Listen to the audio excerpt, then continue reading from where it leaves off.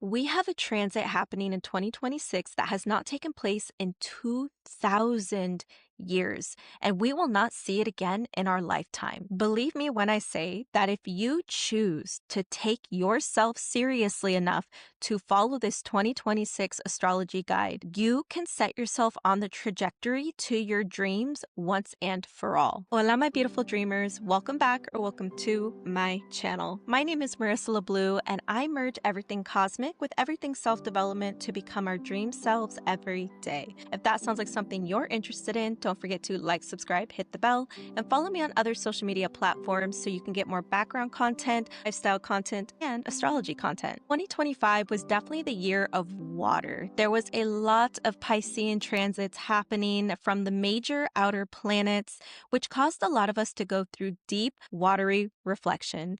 I was making a joke on TikTok that people got a little taste this year of what it's like to be a Pisces, to dive deep into the murky waters of your emotions, of your shadows, the parts of you that you hide, the things you don't want to face. And we face this on a collective level too. It wasn't just individual. We saw certain shadows become heavily revealed in real time, such as the Epstein files, such as the Sean Combs documentary. Those are just some of the ways that what was hidden started to come to the surface, and it's things that we don't want to face.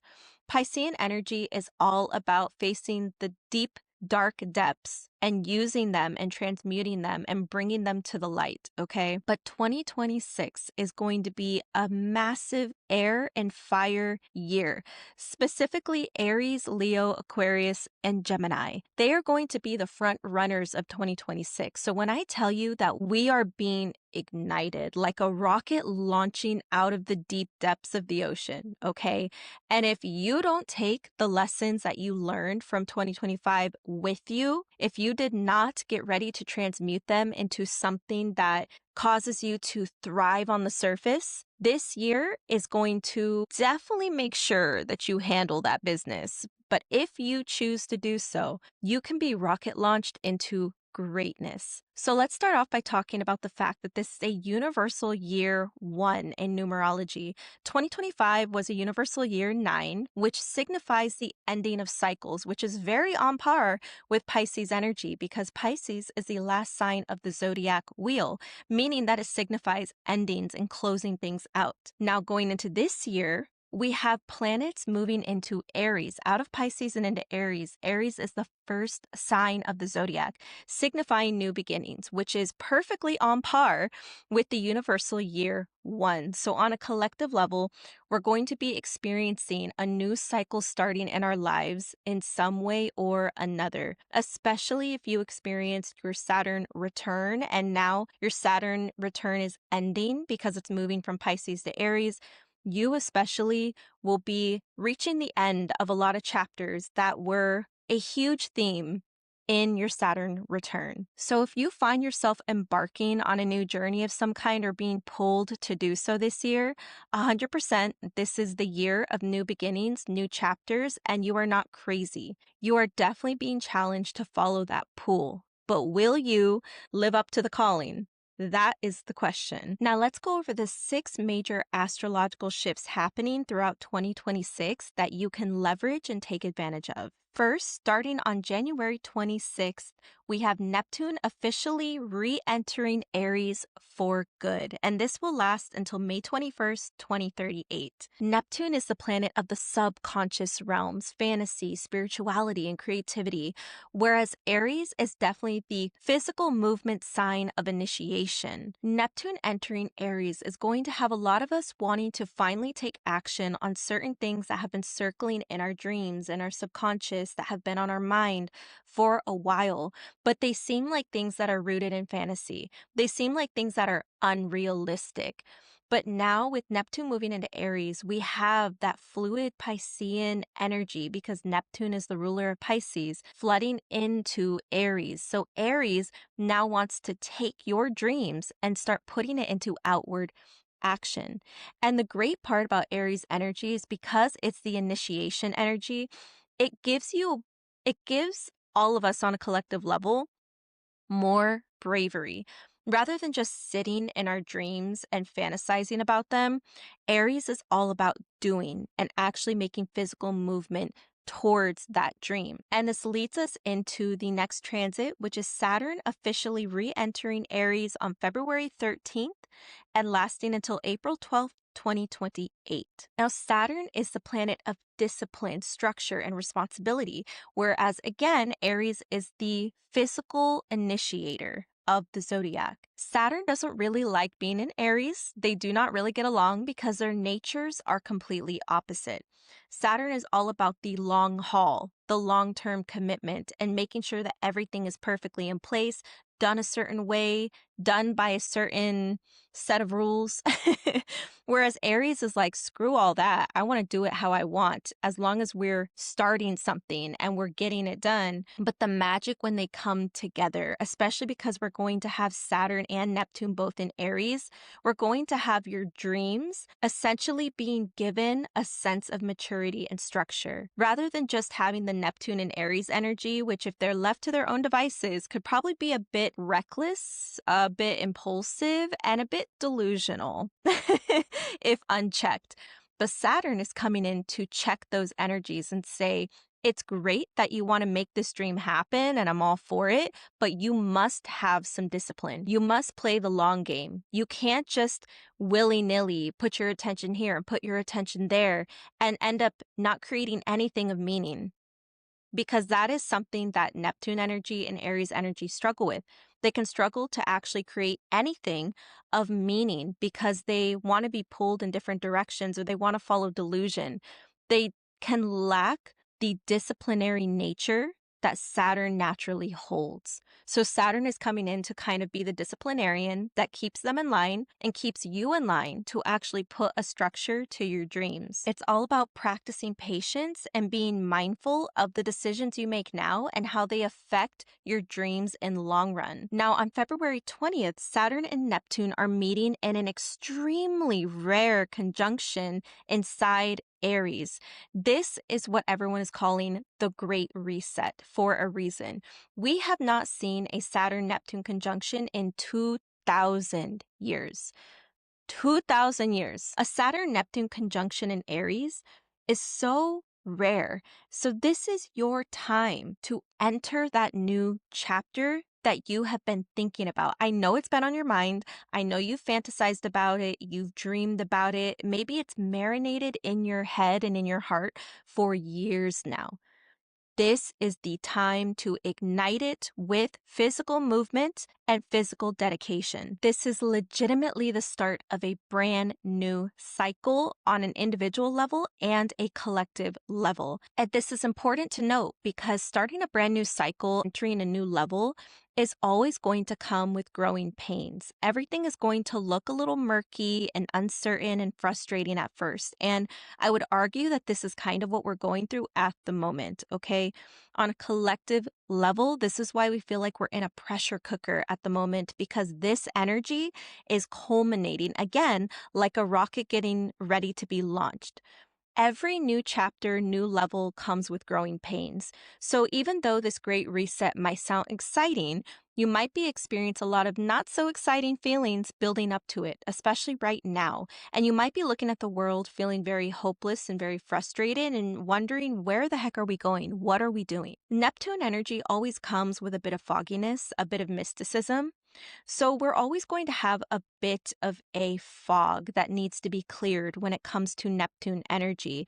But also, entering a new chapter is always a little foggy. You're not 100% sure on the step forward that you're taking, but all you know is that you're taking it.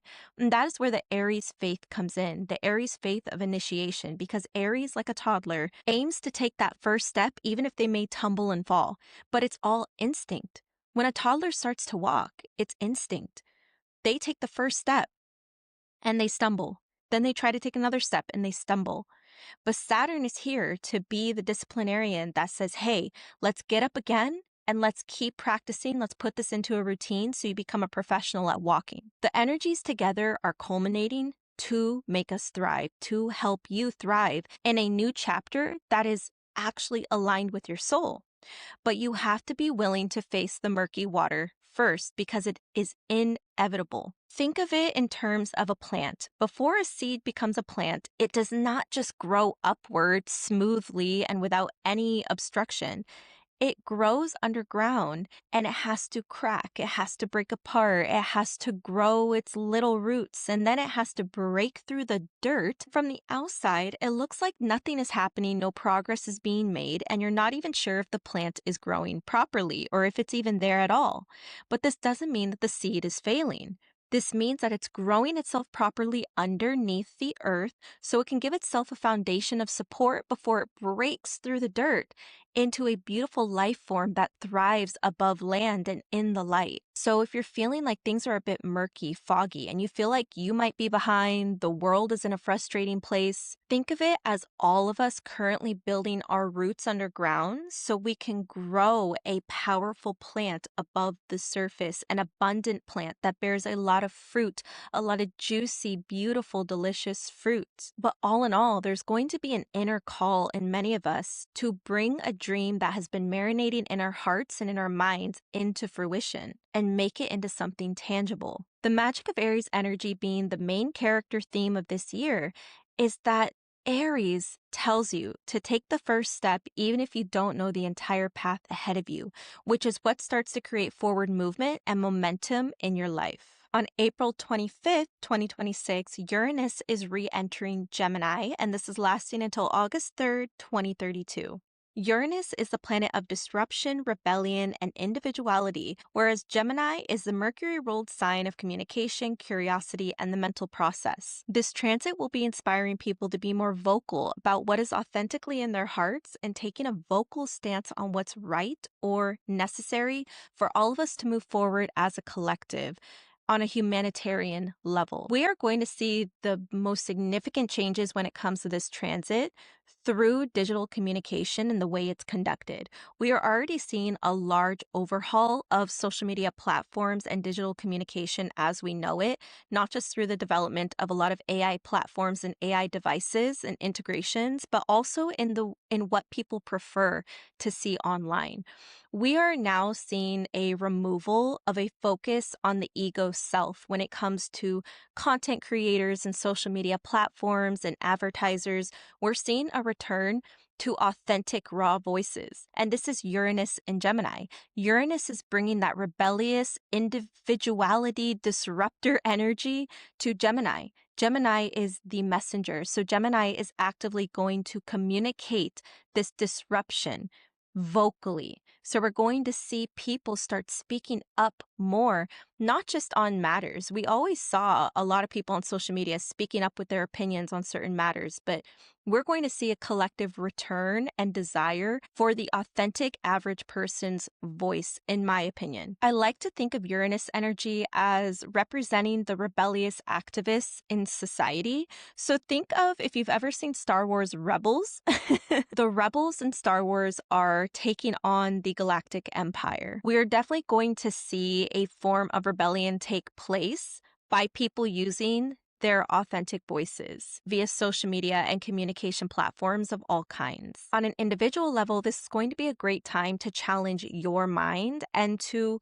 open yourself up to different forms of thought and to shake up the way that you're intaking and learning information. I think a lot of people have gotten fed up, which is great, of being fed nonsense, of being fed brain rot content. And if you're one of those people or you find yourself in that place later this year, definitely reevaluate and challenge yourself to intake information in new ways and learn new things rather than just regurgitating and kind of processing whatever junk you're being told via the internet. On June 29th, 2026, we have Jupiter entering Leo until July 25th, 2027.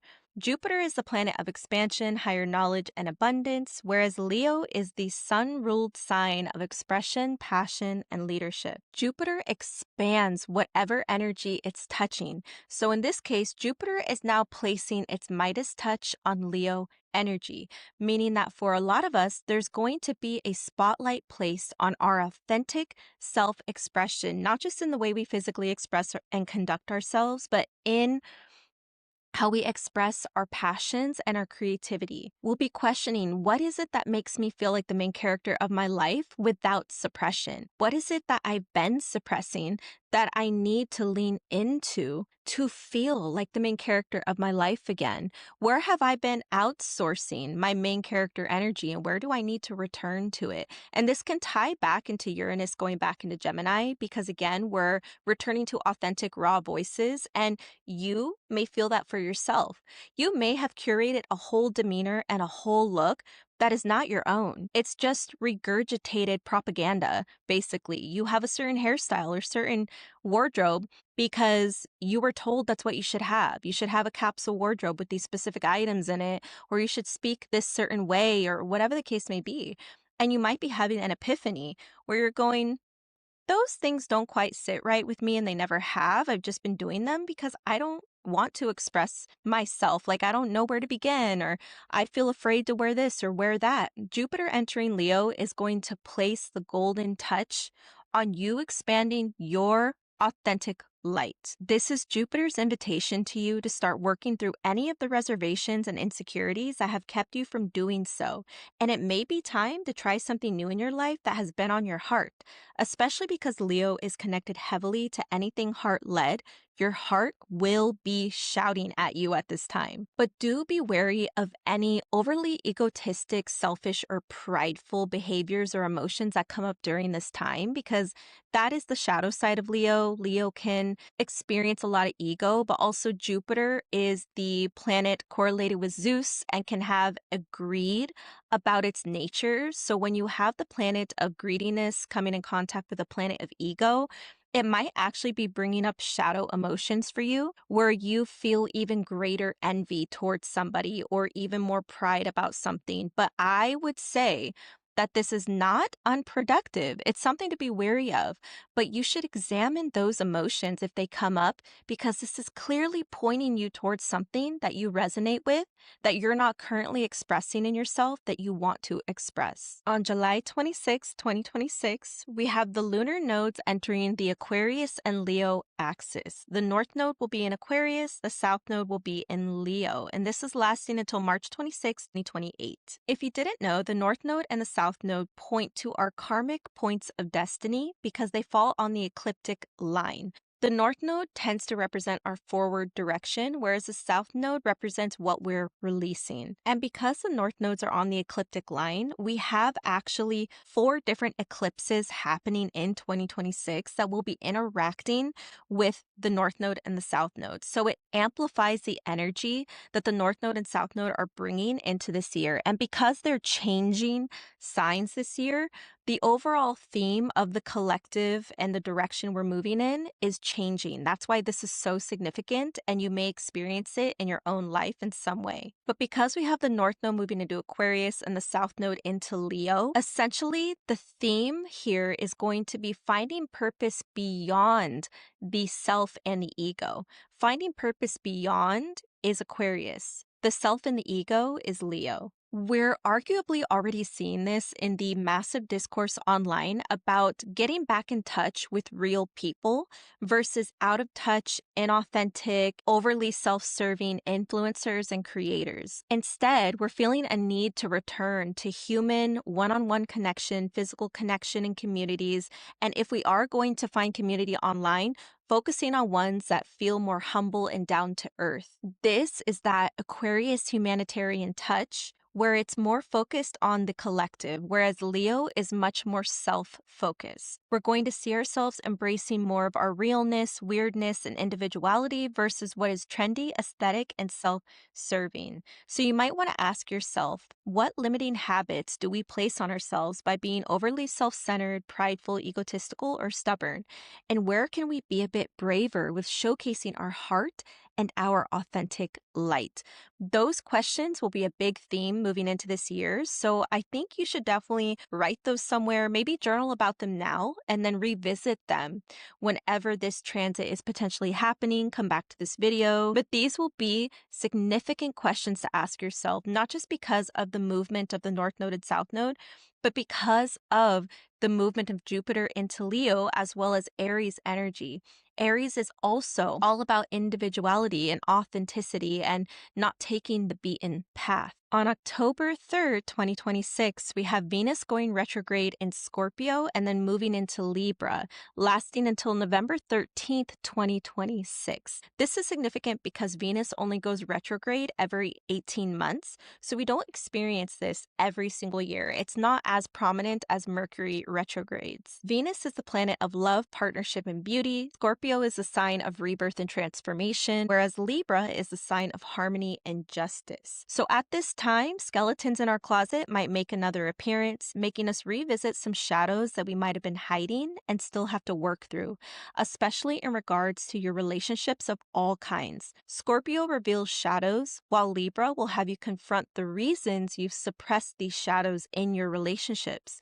Is it to please others? Is it to maintain an illusion of harmony that doesn't actually exist? How could you be more honest with yourself and therefore more honest in your relationships? We often end up in situations and environments that do not align with who we actually are, and we end up damaging our sense of self-worth, our well-being, just to feel like we have connection, community, and belonging. And that is a huge Libra theme.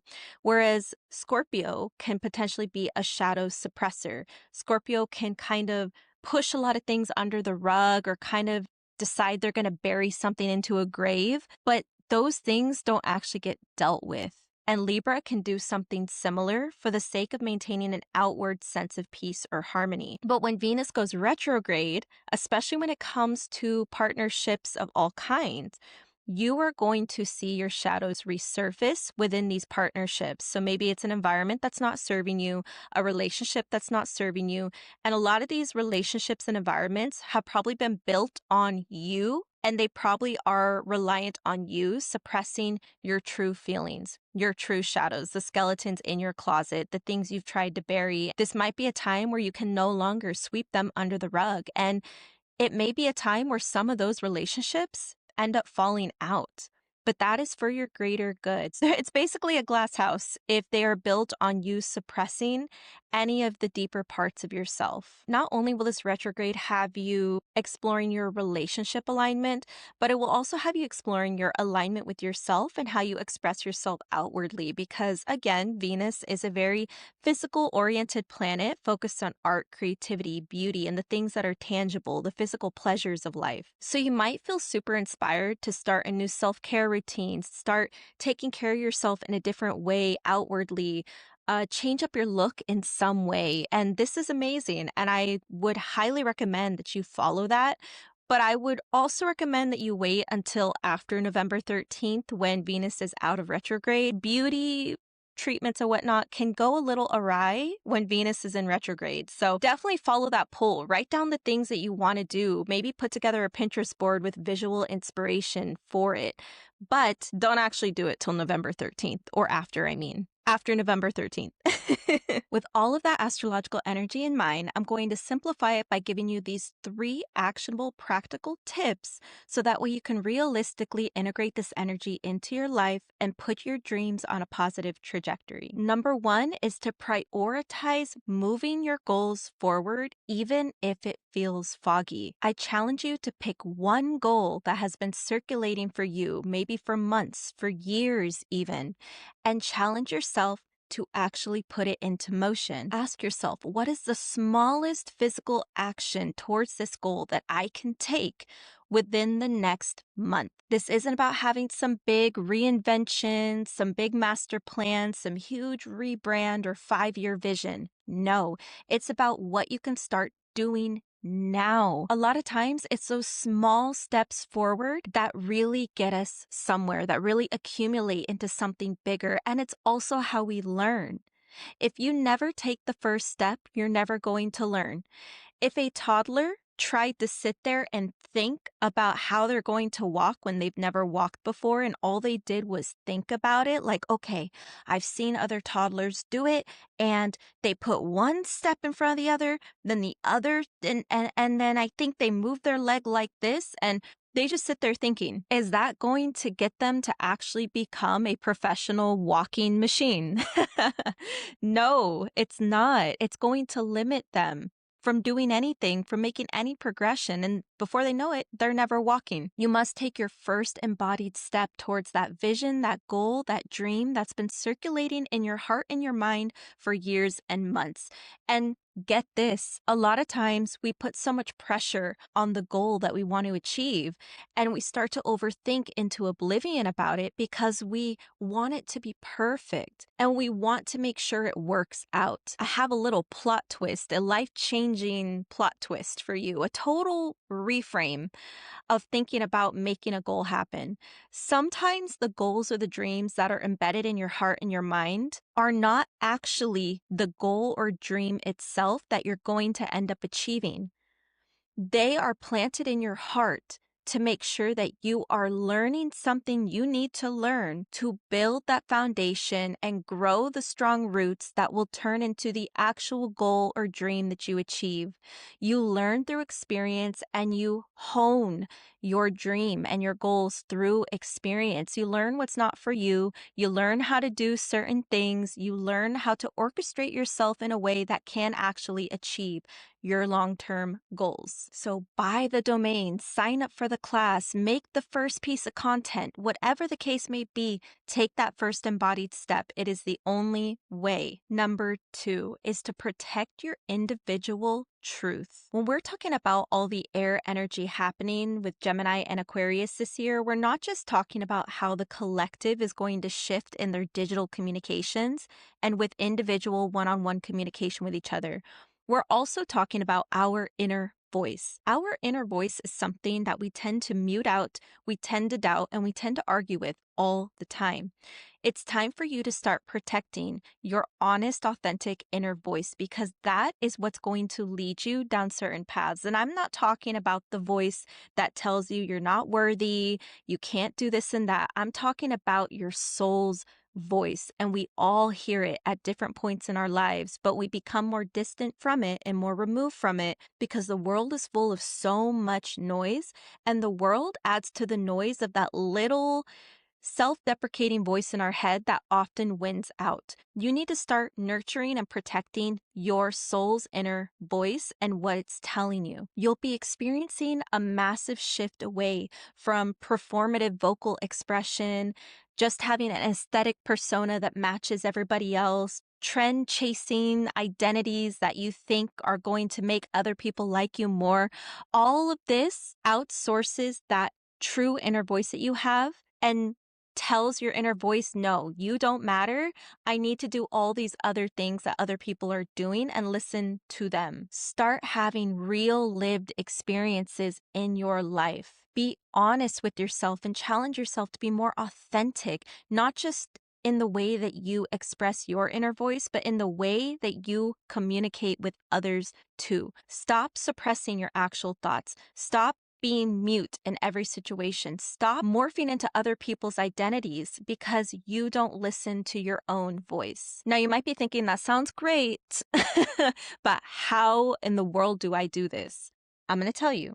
The way that you practically do this in your everyday life is to stop auditing yourself and censoring your voice in order to be liked, relevant, safe, and have an illusion of connection and community with people that you don't actually resonate with things that are not actually aligned with you. And when we talk about this, this applies to social media, to friendships, to work environments, to your creative expression, what you create and put out into the world. But whatever it is that you share, whatever it is that you communicate with the world needs to come from a place of honestly integrating your soul's fulfillment, your soul's identity, rather than the identity that the world shoves down your throat.